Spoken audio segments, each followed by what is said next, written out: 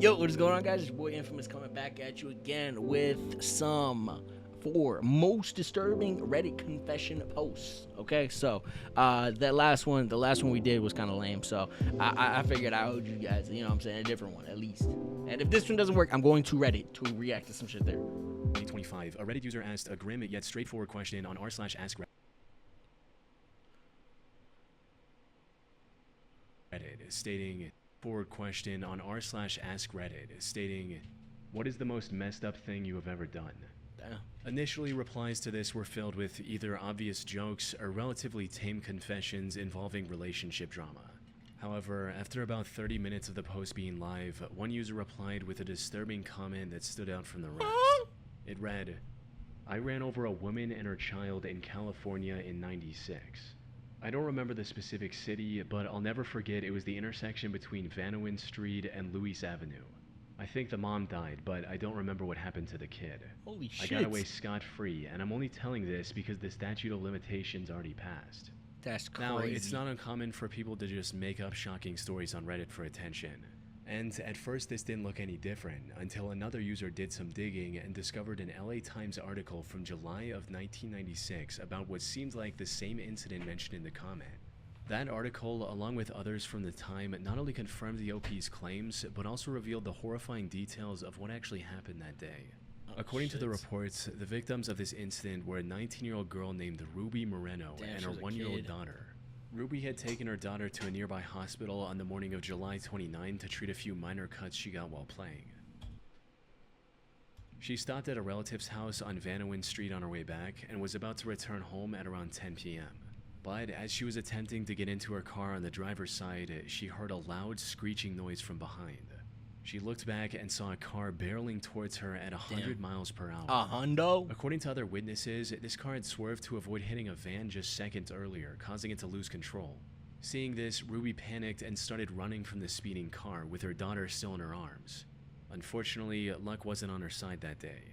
Before she could reach the sidewalk, she tripped into the street and was struck by the car moments later. Damn. The impact sent her flying. Moments later? No, I feel like you had time to turn your car, bro.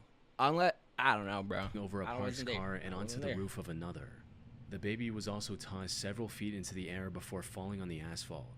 Miraculously, the baby didn't receive any lethal injuries and was able to survive without any lasting damage to her body. Okay, that's good. That's Ruby, good. however, wasn't as fortunate. Damn. She was rushed to the hospital but succumbed to her injuries the same night. As for the driver that hit her, witnesses reported him trying to flee the scene, hitting another parked car and then a curb before successfully getting away. And from everything I could find, the perpetrator was never identified or arrested. So, if this Reddit user was telling the truth, there's a real chance he was the driver behind the brutal hit and run nearly 3 decades ago.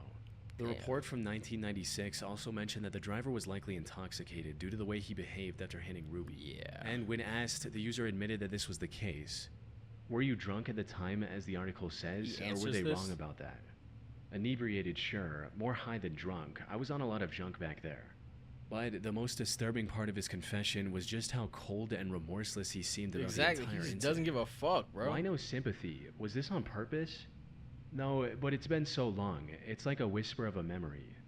"Do you think about how that child has to live without a mother now? Genuinely asking, you seem stone cold." "It's been 30 years. That child probably has children of its own. I seem stone cold because I've already been through all the stages of emotions. I've justified myself, I rotted with guilt, I've had sleepless nights. I'm an old man now and I'm waiting to die any moment. I can't change what I did. I can't even pay for my crime anymore because California doesn't send people to prison only on a confession, and regardless, my health alone would render me incompetent to stand trial. There's nothing tying me back to that day but my word." Which brings us to the big question, was the OP actually telling the truth? Unfortunately, the answer to this is a bit more complicated than it initially seems. For starters, his story does match an actual incident that happened back in 1996, right down to the exact intersection he mentioned in his confession. He also added several details that didn't seem made up, and even gave a reason for why he was finally willing to confess now, because the statute of limitations had long expired. That said, there also seems to be some potential inconsistencies. Some reports claim the driver was with another passenger, and that they actually fled on foot. However, the OP not only didn't mention any passenger, but also claimed that he still had the car. He even cited its damaged condition as the reason he became aware of the accident, writing, "What was your reaction to what happened? I was too hopped up on various types of drugs to notice. It was only the day after when I saw the dried blood on my bumper." This could point to the possibility that the OP wasn't behind Ruby's accident at all. He maybe stumbled upon the 1996 article online, memorized key details like the year and the street name to make it seem real, and then fabricated the rest of the story as users pressed him with more questions. True. Yeah, all just that's to get some possible attention too, on the internet. Jesus Christ. But at the end of the day, we don't know. Although if he was telling the truth, several users have already alerted California authorities of his comments. I love how they're like downvoting his comments, like, yo, fuck this guy. Well, you know what I'm saying? He doesn't give a fuck. He has like a murder and a half on his fucking mind, bro. He doesn't give a fuck. In May of 2012, a Reddit user asked others to share a secret which, if came out, could ruin their lives. And while this post received over 44,000 comments in total, That's one crazy. chilling confession stood out above the rest. About 9 hours after the original post went up, a user replied with a haunting story of his own, reading, "I accidentally killed 7 people.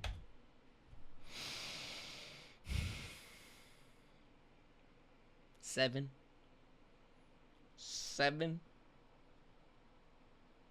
Why didn't you stop after the first? I put a rag into a new water heater exhaust to keep debris out and installed it in a rental. I get a call a week later. There's been an accident. I show up and there's a ton of EMS and police. They ask me where the gas shutoff is, and I go down to shut the gas off and see the end of the rag I forgot sticking out of the top of the heater. Rip the rag out, shut the gas off, and headed upstairs, only to be told all the tenants were dead. I drink all day now and sleep. It's killing me from the inside every single day, but if I say anything, my family is ruined. We have a bunch of rental properties and we'd be shut down." This reply caught the attention of thousands of other users who wanted more details on what exactly happened. Unfortunately for them, the account that posted this was a throwaway, and the OP didn't post a single comment after that, possibly to avoid incriminating himself any further.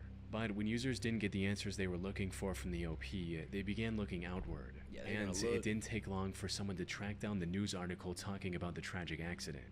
According to these reports, the incident took place on December 16, 2006 in Kirksville, Missouri, where 7 victims, including 5 young adults and 2 children, passed away in their sleep due to carbon monoxide poisoning.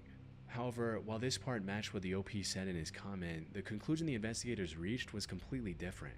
In his report, the police chief spearheading the investigation stated that the heating system was functioning properly and was not the source of any problem. Instead, one of the victims' vans was left running in the closed garage. This generated a lot of carbon monoxide throughout the night, which slowly filled up the apartment and eventually ended up taking the resident's life.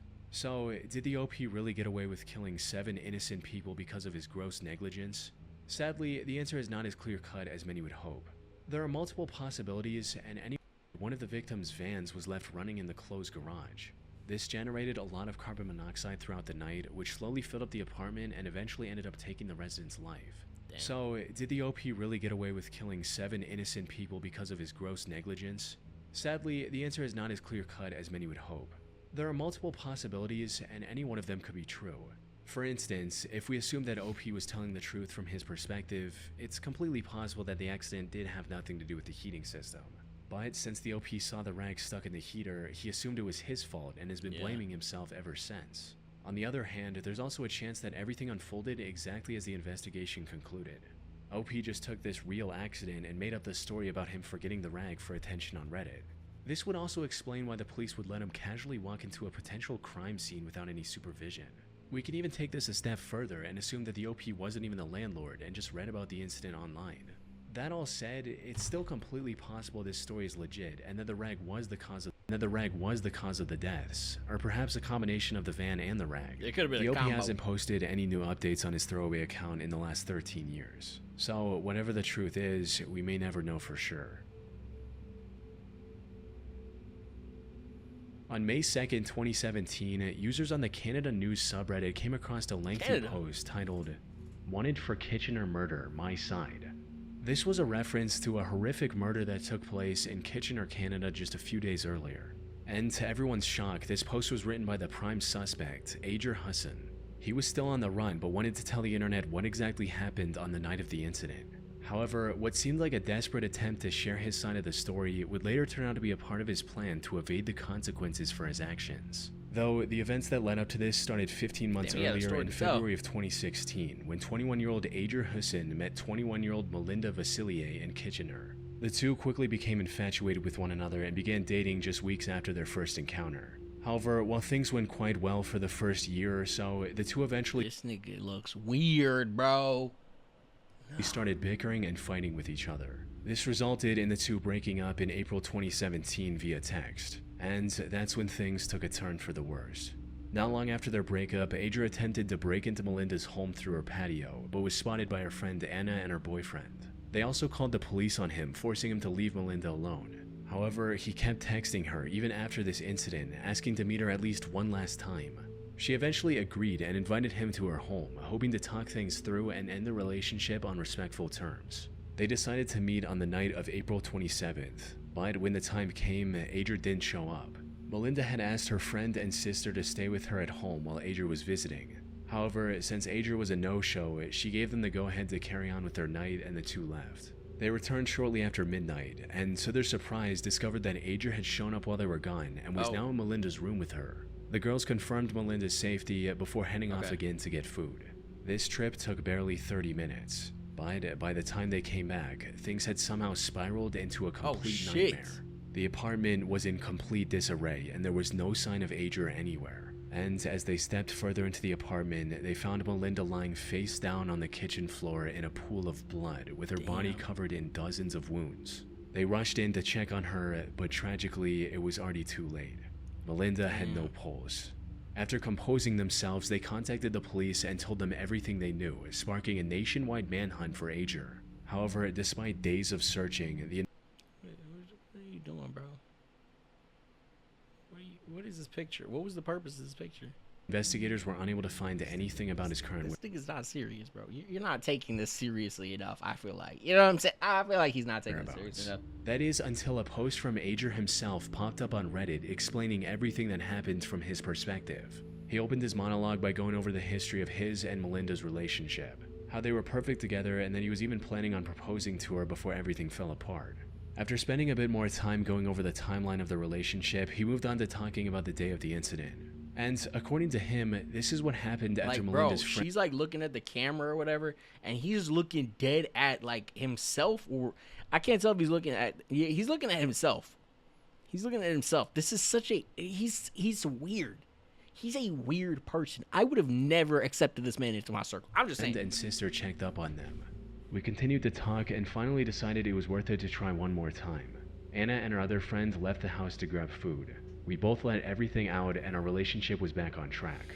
As I'm getting ready to leave, she asked me if I had done anything with any other girls while we were on a break, or any time we were on a break. I told her we needed to be honest and said yes and told her about it. She started freaking out, wouldn't say a word, just kept slapping me with tears in her eyes. Slaps turned into hits. I told her I was sorry, but if she didn't stop, I'd do something back. She didn't stop. I then stupidly pushed her, harder than I expected. She fell against the sink. This was the first time I ever did something physically violent towards her. I told her I was sorry. She said, leave now. I began saying sorry even more and asked if I could get a hug. She was still crying. Where's my hug at? I go up to her to try and give her a hug. Almost out of nowhere, she grabs a knife by the sink. Initially, I thought she was just going to hold it to try and tell me to leave. She doesn't. She comes at me full force, aiming towards my face. Yo, I tell her to stop. She's psycho too. I mean, this is clearly him telling the story. You know what I'm saying? So he's probably saying whatever, but like, bro, this is the plot is thickening. She doesn't. I tried grabbing the knife, but ended up cutting my hands. After a few cuts, I lost it. I freaked out. I was scared and in a state of shock. Never in 100 years did I think she would use a knife against me. Out of shock and fear, I grabbed one. I hit her with it, almost blindly, a few times. I didn't know what happened. I was confused, shocked, and scared. I had no intentions of that happening. When I left, I honestly thought she just passed out. Then I looked at the blood and started freaking out and just ran. I didn't know for sure she had died until the next day. I honestly had no intention of ever doing that to her. I was protecting myself. From there, he went on to talk about the amount of regret and sadness he was feeling for what happened to Melinda. He also expressed his shock over He's got to learn and grow, man. Learn and grow from this experience. the news calling this a targeted attack. Now, on their own, these look like the words of a man desperately trying to clear his name after an accident, when in reality, every word in this post was carefully selected by Ager to make himself look as innocent as possible. Exactly. For instance, he claimed that Melinda often slapped and hit him near the beginning of his story, so that it doesn't seem suspicious when he mentions it later. When, according to people who knew her, Melinda was extremely sweet and had no violent tendencies. Ager also downplayed the break-in attempt, claiming he merely visited her house to talk, and even left out the part about Melinda getting a restraining order against him following that incident. Oh. He also mentioned that he swung his knife just a few times in self-defense, when in reality, autopsy results I'm gonna say there were stab wounds. The swinging your knife is gonna do slash wounds. I'm gonna say they found stab wounds. showed a staggering 47 different wounds on her body. Luckily, by this point, the police knew that he crossed the border a few hours later and was now hiding in the US. And while it did take them a few weeks to pinpoint his location, they were eventually able to arrest and charge him with the murder of his once girlfriend. Further investigation Bro, look at him, bro. also revealed other twisted methods he tried to seem more innocent, like sending a message to Melinda saying, "Nice seeing you tonight. Glad we worked things out. Anyways, see." That's such a fake message, bro. Glad we worked things out. Like, bro, that's not something you would say to somebody that you actually worked something out with, bro, in a relationship setting. This is such a I'm glad you know what I'm saying. That's such a dap ass fucking message. I wouldn't send this to my partner, bro. You know what I'm saying? Soon, hours after committing the crime, he stood trial on October 2023, where the jury concluded his motive boiled down to, "If I can't have you, no one can." He was given a life sentence with the possibility of parole after 16 years. After 16? Yo, when was this? On June 7, 2019, a throwaway account made a post on the Confession subreddit claiming to be responsible for the deaths of several people. The post opened with the OP talking about his life goal 4 years ago, how he didn't get stuck in a 9-to-5 cycle, so he came up with a different business plan, selling substances. However, this really didn't work out as well as he'd hoped. He hated meeting people in person and was constantly afraid of someone finding out who he was and where he lived. But then he learned about a popular marketplace for illicit substances on the dark web and started using that to conduct business. Things were going well, and even upgraded from selling just 3 substances to shipping several much more potent options as well. Damn. Unfortunately, what started as a major boom for his business turned into a massive disaster when he accidentally sent the wrong items for a few orders, stating, "I put all my addresses into an Excel spreadsheet along with their name, zip code, order, along with the amount. At the time, I was selling some super white powdered The was also a white powder. Very similar consistency. Can he not say Fent? I think it's Fent. I think that's... Long story short, my Excel messed up or I messed up, and about 7 people's mail-in orders were filled in as orders. They all went out. I didn't I'm gonna say meth and Fent. notice and kept doing my thing for a few days. After about 5 days, someone contacted me and told me their friend died from my I immediately called BS and went to check my order log and scale up how much I had of my left. Well, I had about 11 grams more than I should have. I still don't know how it could have happened. I wasn't a user, but I definitely was high." Put simply, the OP accidentally sent a much harder substance to his customers. And while I can't mention its name on YouTube, it is known to be extremely lethal in even relatively small quantities. Okay.